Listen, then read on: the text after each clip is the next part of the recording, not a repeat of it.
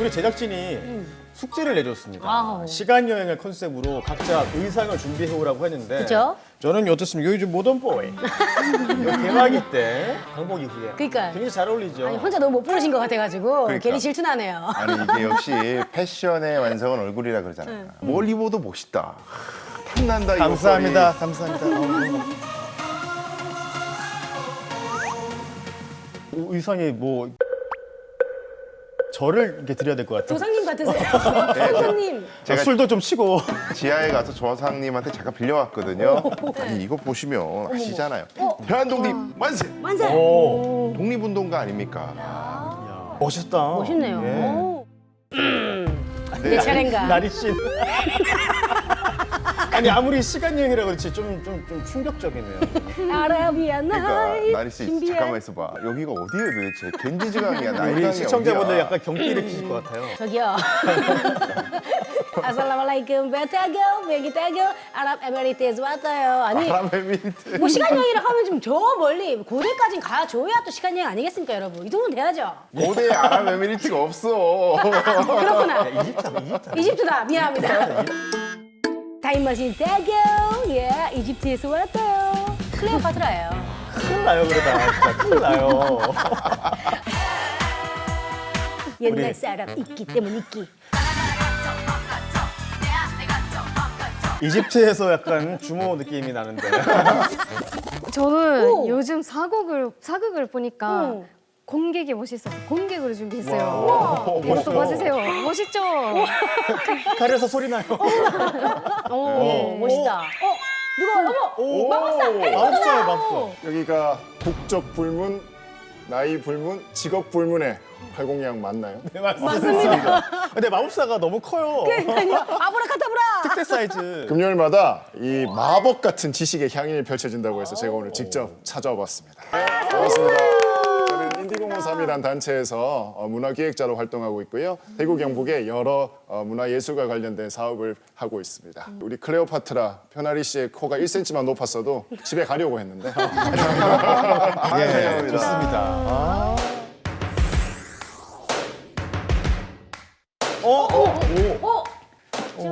자, 여러분 소리가 왜 안 들려요? 여러분? 네. 자, 저는 오늘 여러분과 함께 시간 여행을 함께 떠날 시간 여행 가이드 박창훈입니다.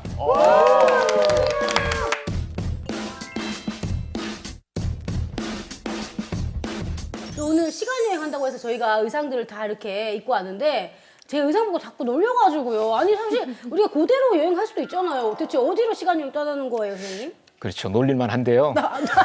놀릴만. 오늘 시간 여행을 떠날 곳은 바로 이곳입니다. 오. 우와. 잭팟인가요? 뭔가요? 잭팟인가 슬로모션 나. 1945? 19서 1945년.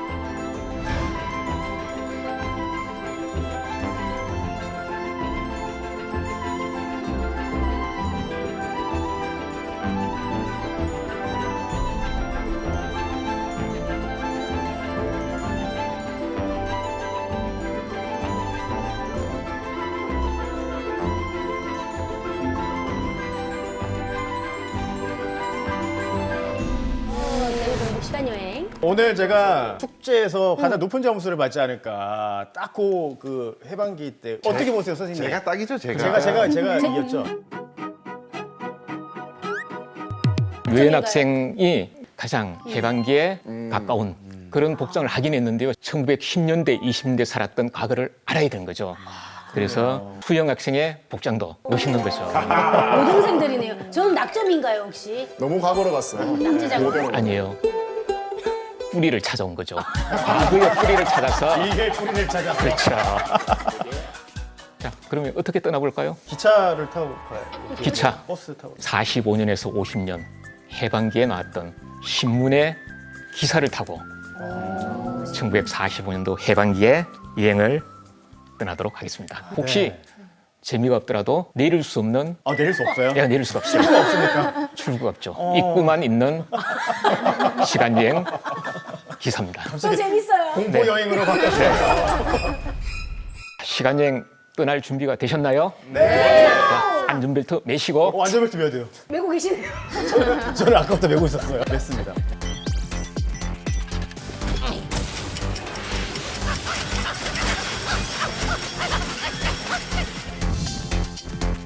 선생님 그 기사는 선생님이 직접 해방기의 기사는 찾아보신 거예요? 그때 신문이 다 남아 있나요? 가장 큰 문제는 그 신문이 검색이 되지 않는다는 거예요. 그래서 그 신문이 어떤 경우는 낱장으로 되어 있기도 하고 또 만지면 바스라질 정도로 관리 상태가 엉망이죠. 우와. 자, 목사본으로. 예, 목소리인 건데 가장 상태가 좋은 신문을 가지고 온 거예요. 분유일보. 이거는 글씨가 너무 작아서 안 보여요. 저희도 이제 좀 나이가 좀 그렇죠. 있어가지고. 예, 글자가 작아서 안 보인다고 이야기하는 게 좋죠. 예. 한자로 되어 있어 안 보인다 그러면 오늘은 과거와 함께 동행을 하는 거죠. 과거 없는 오늘이 있을 수가 없습니다. 우리가 과거를 알면 오늘을 디딤돌 삼아 내일까지 설계를 할 수 있죠. 그래서 이 해방 공간에 신문 기사를 통해서 여행을 하고자 하는 것은 우리의 이야기인 거죠. 민중들의 얘기. 가장 민중들, 맞아요. 가장 서민들의 바닥의 이야기. 땅을 딛고 사는 사람들의 이야기, 그 이야기를 어떻게 들을 것인가. 그 사람들이 살아 계시다면 직접 만나서 예를 들을 수 있겠지만 그렇지 않으니까 그나마 가장 근접한 이야기가 매일매일 나온 신문을 통해서 보는 게 아닌가 그런 생각을 하게 되는 거죠. 오늘이 무슨 날이죠? 시간 여행하는 날요. 3.1절. 그렇죠. 오. 3.1 만세운동이 대구에서는 언제 일어났는지 아시나요? 그래서 대구에서요. 네. 만세운동이 배웠잖아요, 팔공야학에서. 배웠어요? 뭐였어요 저희?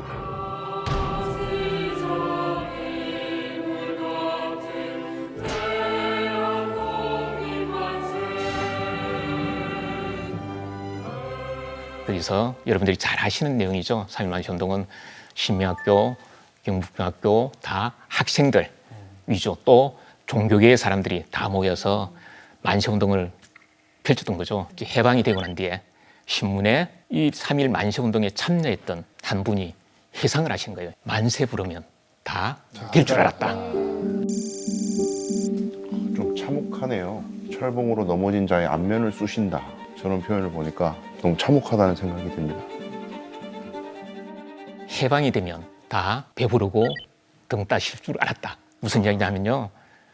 이분이 해상을 할 때 보니까 독립을 위해서 희생했던 분들 따로 있고 또 일제와 손을 맞잡고 부귀영화를 누렸던 분들이 따로따로 있는데 해방이 되고 나서 보니까 다 똑같은 대접을 받고 있더라. 그런 의미에서 만세 부르면 다질 줄 알았다는 그 반어적인 해상의 이야기를 하게 된 겁니다. 여러분은 계속 공부를 하고 싶어 하잖아요. 네. 그래서 팔공야학에 나와서 계속 공부에 열정적으로 참여하고 계신데요. 공부가 보통 힘든 게 아니죠. 예나 지금이나 다르지 않습니다. 그래요. 여러분이 예전에 스카이캐슬라는 드라마가 있었죠. 80년 전에도 있었습니다. 돈 없으면 공부하지 마라. 좀 더 정확하게 이야기하면 돈 없으면 학교 나오지 마라. 기술 배워라 막 그런 거였나요? 아니요. 학교에 월사금, 기부금 이런 것들이 너무 많았죠. 왜냐하면 들어오는 학생과 받아들일 수 있는 학생이 적다 보니까 그런 것들을 요구할 수 있는 기반도 됐고 또 하나는 재원이 부족하다 보니까 학교에서 학부모들의 등골을 치기 위해서 그 학교에 재원을 마련하는 그 두 가지가 같이 섞여 있었던 거죠. 돈이 많이 드니까 아예 공부 쪽으로 아닌 것 같으면 가지 마라. 아, 그렇게. 뭐 이렇게 분위기가 형성이 됐나 보네요. 가지 마라보다는 네. 돈을 마련해서 돈을 준비해서 와라.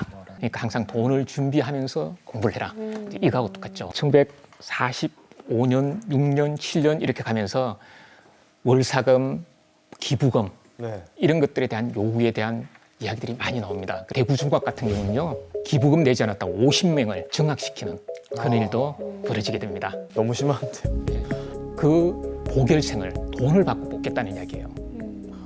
대구 의전, 지금의 경북대 의대인데요. 자, 이제 우리 해방이 됐으니까 실력으로 학생들을 뽑아다오. 그 이야기는 그 전까지는 신사유지라 그러는데요. 실계 유지들의 자제들을 넣은 거예요. 뭐로? 돈을 받고 다 그런 건 아니지만 돈이 있으면 좀 더 수월하게 공부할 수 있는 그런 부분이 됐던 거죠. 그때 과외 다 있었습니다. 그때도 과외를 했어요? 예. 와. 그때는 학교에서도 과외를 심하게 하고 해가지고요. 결국 나중에 타협을 한 게 그럼 하루에 1시간 이상은 과외를 하지 말자. 휴일에는 과외를 안 하도록 하자. 그 다음에 예체능 과목은 수업을 지키도록 하자. 예체능 과목 안 한 거예요. 지금하고 입시- 똑같네요. 지금하고 예, 똑같아 진짜. 입시 교육을 한다고 그렇게 된 거죠. 그 시점에 대구 시내 중학생 한 700여 명을 대상으로 조사를 해본 거예요. 자, 너희들 졸업하고 대학 가고 싶어? 그러니까 거의 한 80%가 대학 가고 싶다고 이야기를 하죠. 어디를 가고 싶어 하니까 10 중에 8, 9명은 서울에 있는 대학을 가고 싶다고 하는 거예요. 아, 똑같네요. 똑같네요, 정말. 진짜. 네. 와. 서울에 있는 대학을 가고 싶다. 왜 서울에 있는 대학을 가고 싶냐고 물으니까 거기가 훨씬 시설 좋고 넓은 세상이지 않느냐. 더 배울 게 많지 않느냐. 그 인서울 선호 현상이 뭐 지금 뭐 최근에 생긴 게 아니네요. 아니죠. 80년 전부터 80년 그랬다는 전부터. 거니까. 하긴 그렇죠. 되게 옛날 속담에도 네. 말은 제주도로 사람은 서울로 보내라는 말도 있었듯이 한양으로 아주 가야 된다. 오래된 뭐 얘기인 것 같아요. 그러니까요. 이 대구가 그렇죠. 학구열이 높은데 그 당시에도 학구열이 엄청 높았나 보네요. 그렇죠. 부모들이 너무 민생과 힘든 상황에서 살다 보니까 아, 내 자식은 부모인 나처럼 고생을 시켜서는 안 되겠구나. 그 고생길을 탈출하는 것은 야, 이 아이들을 공부를 시켜서 나와 같은 인생을 살지 않도록 해야 되겠구나. 그게 교육열, 입시 열기로 나타나게 된 겁니다. 그 대구의 학구열은 뭐 수십 년간 이어져 왔다는 지금 얘기를 저희가 듣고 있는데 일본은 어때요? 일본에서도 어떤 그런 학구열을 의미하는 그런 단어들이 있는지 뭐 스카이캐슬, 뭐 범사만삼 뭐 이런 거 있잖아요. 있어요? 오주켄마마 같은 엄마 쓰는 준비하는 열심히 쓰는 준비하는 엄마를 말해서 오주켄마마 같은 어죽게 마마. 네. 그런 우리나라 문화가 있어요. 같으면 치맛바람 뭐 이런 거하고 비슷한 말이네요. 그러니까 일본도 비슷하죠. 사실은 입시 경쟁. 이 부분들이 다 일제 강점기의 유산을 그대로 받아온 부분들입니다. 우리가 만든 게 아니잖아요. 그걸 그대로 받아서 그 형태에서 조금씩 변해간 거예요.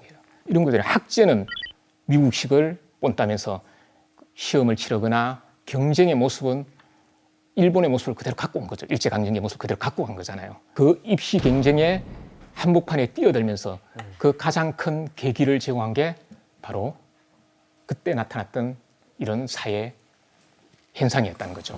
아니 이거는 어제 우리 진유현 씨가 9시 뉴스에서 했던 그 뉴스 아닙니까 이거? 지난해 대구 경북 지역의 20대 이하 청년 취업자 수가 역대 최저 수준으로 떨어졌습니다. 저 너무 소름 돋습니다 정말. 맞아요. 너무 똑같아요. 실업률이 이렇게 높고요.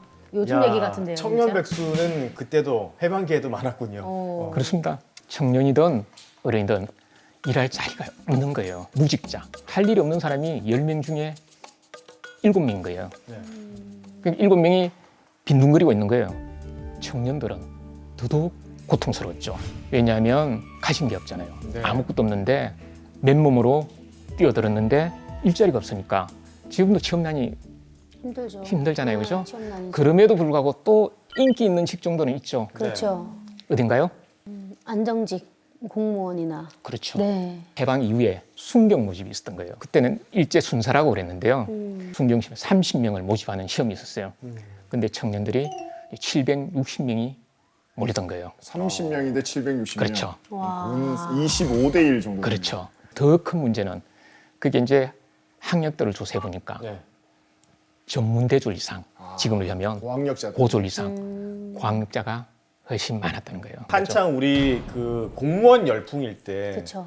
9급 공무원 뽑는데 이제 스카이 출신들이 한참 몰렸던 그런 몰렸죠. 시기가 있었잖아요. 정말 이제 취업률이 낮을 때 이제 그런 현상과 비슷한 거 아니에요, 선생님? 그렇습니다. 그런 자리를 빼고는 또 하나 심각한 일자리 자체가 없다는 거예요. 기반 자체가 거의 없는 상황이었죠. 네. 그래서 그 시대에도 그랬던 거예요. 지금까지 계속 이어지고 있습니다. 그게 사회 문제가 돼서 계속 이 사회가 어디로 가고 있는가 그 이야기들이 나오죠. 자, 미군정이 통치하던 시기에 다시 우리 대한민국 임시정부도 수립이 되고요. 또 그 이후에 바로 6.25 전쟁이 터졌는데요. 자, 기사를 먼저 보도록 하겠습니다. 쌀자루를 들고. 쌀자루 들고 들어간 거예요. 빈 쌀자루를 들고 구호를 외친 거예요. 쌀을 다오, 쌀을 다오. 여기서 나오는 대구구청은 어디죠? 대구시청. 대구시청이에요. 그때는 삼순구식이라는 말이 있었어요. 삼순구식. 예. 한 달에 9번 밥을 먹는다. 아이고. 그 정도. 한 달에 정도밖에. 9번. 네. 먹을 게 없어서 그러는 거죠. 그렇죠. 쌀이 없다는 거죠. 어느 분이 자살을 한 거예요. 그런데 왜 자살했는가? 굶주림을 견디다 못해 스스로 목숨을 끊은 거예요. 너무 배가 고파서요. 배가 고파서 더 이상 참을 수가 없어 스스로 목숨을 끊게 된 거예요. 그런데 이 굶주림은 누구나 해당이 됐죠. 근데 특히 학생들은 한참 성장기 있잖아요. 더 힘들었던 거예요. 그래서 학교마다 결석생이 너무 많은 거예요. 그 다음에 오더라도 결식학동이라고 하는데 정심을 못 먹는 친구들이 너무 많아요. 대구의 칠성학교 같은 경우는 10명 중에 8명이 정심을 굶는 거예요. 쫄쫄 굶는 거예요. 다 똑같죠. 다른 이유도 없어요. 먹고 살게 다 해달라고. 먹고 살려고. 네, 목숨을 부지하게 해달라고 그렇게 쌀자루 들고 한 지금은 거죠. 배가 고프다는 걸 상상조차 할 수 없는데 그 당시에 이제 해방 직후에는 진짜 배를 고른 그런 민중들이 많았나 봐요, 엄청. 그때는 지금처럼 보관이나 이런 것들이 제대로 되지 않기 때문에 한 해 풍년이 왔더라도 한 해 또 흉년이 오면 그 쌀을 제대로 관리를 하지 못했었고요. 또 하나는 재해가 자주 나는 거예요. 자연재해. 수해가 너무 자주 나면 대책도 없고 그런데 더 중요한 게 있습니다. 쌀 정책, 미군정이 들어와서 쌀에 대한 정책들을 자유고가제를 하면서 마음대로 최고 가격제 올려서 배급제를 중단하고 쌀을 팔면서 그러면 어떻게 되나요? 쌀값이 폭등을 하게 되면서 폭등의 원인 중에 하나는 몰입애들이 쌀을 다 매점 매수하는 거예요. 돈을 벌기 위해서. 그때도 그런 사람이 있었네요. 그렇죠. 예나 그때도 지금이나. 많았죠. 일본은 쌀이 부족했어요. 쌀을 팔면 큰 돈을 벌 수 있는 거죠. 그래서 시장에 내놓지 않고 쌀을 민수출하는 거예요. 일본에 밀수출해서 네. 돈을 크게 벌고 먹고 살기 힘들 때 민생고가 닥쳐서 결국 하루하루 살기 힘들고 끼니를 그러게 될 때 거기에 대한 대답을 요구할 때 답이 나오지 않을 때 결국은 사람들이 움직이게 됩니다. 신문의 기자들, 편집인들이 다 모여서 대구부에 요구를 합니다. 주민들이 다 굶어 죽게 생겼다. 쌀을 공급할 대책을 세워라. 관에서 쌀을 잘 배급하겠다고 한 걸 우리는 그대로 보도를 했는데 쌀을 제대로 배급하지 않으니까 우리가 거짓말한 게 된다. 언론인으로서 자괴감을 느낀다. 빨리 대책을 세워라. 요구를 할 정도였습니다. 사실 해방 45년 이후에 정부가 수립되는 48년 그리고 본격적으로 우리 법들이 만들어지고 헌법이 만들어지고 민법, 형법들이 시행되기 전 단계의 혼란상에는 규제가 없으니까 그야말로 돈을 최대로 많이 벌 수 있는 꾀를 가진 사람들이 일반 사람들은 피해를 보든 말든 배를 굶든 말든 돈을 많이 벌자라고 했던 사람들이 완전 판을 칠 수 있었던 배경이 있었던 것 같아요. 이 시기에는. 일본 제국주의가 물러났지만 일본 제국주의 유산을 그대로 받은 거죠. 일본 제국주의에 협력을 했던 사람들은 그대로 그만한 권한을 가지게 됐고 또 그때 조선 민중을 상대로 돈을 벌었던 많은 사람들은 그 몰입의 역할을 그대로 하게 되었다는 거죠. 그러니까 예나 지금이나 이 정말 민중들을 백성들을 잘 먹이는 것이 정치의 가장 중요한 일인데 해방 이후의 선물이 기근이다. 정말 아이러니한 것 같아요. 저기 보니까 46년 7월 2일 날 나온 이 신문인데 이렇게 계속 해방 정국이 만들어지다 보니까 몇 달 후에 대구에서는 10월 항쟁이 결국에는 민중들이 굶주려서 벌인 일 아니겠습니까?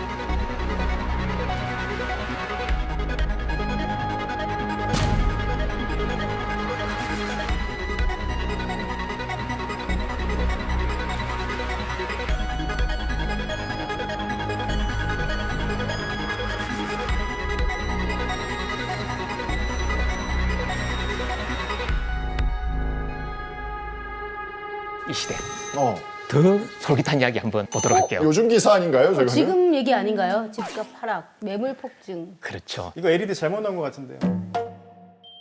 80년 전에, 70년 전에 오. 똑같이 나왔던 이게요. 키워드입니다. 와, 와. 믿을 수가 없어요. 집이 없었을 것 같은데 그 당시에는. 해방되고 난 뒤에 4년 정도 지난 거예요. 먹고 살기가 너무 힘들잖아요. 그러니까 집이 있는 사람들이 다 빚을 낸 거예요. 돈을 빌린 거예요. 근데 은행이 그때는 아주 제한적이잖아요. 그러니까 고리 대금업자에게 돈들을 계속 빌리는 거예요. 이자가 계속 쌓이니까 집을 결국 맡기고 팔아야 되는 상황이 벌어진 거예요. 근데 집값이 그러니까 떨어진다고 소문이 난 거예요. 왜냐면 집을 팔 사람들이 많으니까 연끌 했다가 한꺼번에 내놓으면 집값이 떨어질 것이다. 집값이 떨어진다는 소문이 났는데 막상 보니까 집값이 떨어지지 않는 거예요. 왜? 집을 내놓아야 될 상황인데도 불구하고 집을 내놓는데 뭐뭐뭐 하는 거예요. 팔기 싫은 거죠. 떨어지고 있으니까. 떨어질 거라고 생각하니까 한 번 오르고 난 뒤에 오를 때는 쉽게 오르는데 잘 안 떨어지죠. 안 떨어지는 거예요. 그때도 그랬나요? 네. 이야, 똑같군요. 그걸 알고 있기 때문에 집값이 떨어지지 않는 거죠. 한 번 오른 집값이 떨어지지 않는 거예요. 그 당시는 농촌 인구가 7, 80%잖아요. 그렇죠. 농촌에 대부분 집이 있잖아요. 그래서 대도시에 사는 분들은 무주택자가 많았던 거예요. 집이 내린다, 집이 나온다고 이야기하는데도 집을 살 수가 없다. 무주택자에게는 집값이 떨어지지 않기 때문에 무용지물이었던 거예요. 뭐 참 이게 부동산 시장은 뭐 80년 전이나 지금이나 혼란스러운 거는 너무나 똑같고 너무 비슷하네요. 비슷한 단어들이 계속 등장해서 오. 좀 진짜 놀랍습니다. 사회의 시스템의 어떤 출발 자체가 이제 엇갈리기 시작했던 거죠. 주택값이 오르면 가장 먼저 주택을 많이 지어야 되잖아요. 근데 그런 정책을 쓴 게 아니라 주택을 가지고 있는 사람들 입장에서 계속 머뭇했던 거죠. 그런 공급 게 확대를 못하고. 그렇죠. 그때 조금 우리가 제대로 된 정책을 펼쳤다면 지금 조금 나아진 상황이 되지 않았을까. 주택 문제가 정말 이게 해반기부터 시작됐다고 하니까 이게 좀 저는 허탈해져. 저도 집 사느라 정말 힘들었는데 그때 이제 일본이 차지했던 적산가옥들을 이 주택난 해소에 좀 사용을 했더라면 이렇게 좀 혼란스럽거나 또 힘들진 않았을까 하는 생각이 듭니다. 해방이 됐으니까요. 가장 그나마 인기가 있었던 집 중에 하나가 적산가옥이었어요. 적산가옥. 적산가옥은 아시죠? 예, 예. 네. 뭐죠? 저게 재산이죠. 그렇죠. 일본인들이 살았던 일본인들이 집. 살았던 맞습니다. 집이죠. 네. 예. 이 적산가옥이 보통 중급이 4, 50만 원 정도 한 거예요. 지금으로 4, 50만 따지면 얼마 원. 정도예요?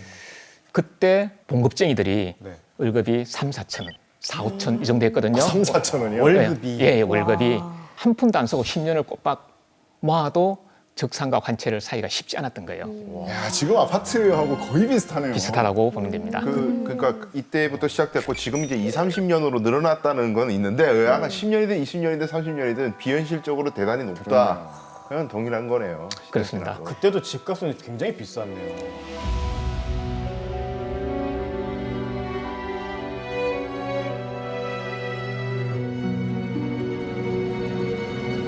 적산가옥을 분배를 하려고 하는데 대부분은 힘을 가진 자나 몰입애들이 다 여러 채를 거머쥐고 세를 놓거나 아니면 그걸 통해서 부를 축적하는 그런 일들이 벌어지게 됩니다.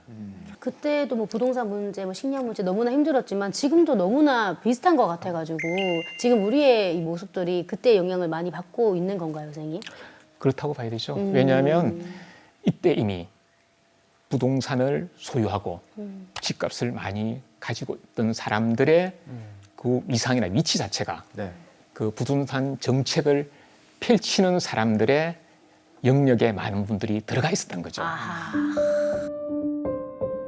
그래서 집이 없었기 때문에 칠성시장 주변에 신천 쪽으로 거적을 듣고 토막민이라 그러죠.